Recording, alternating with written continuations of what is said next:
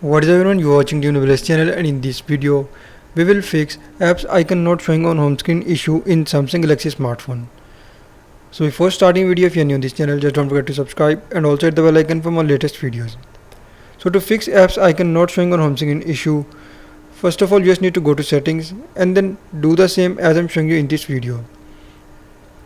So first of all just go to settings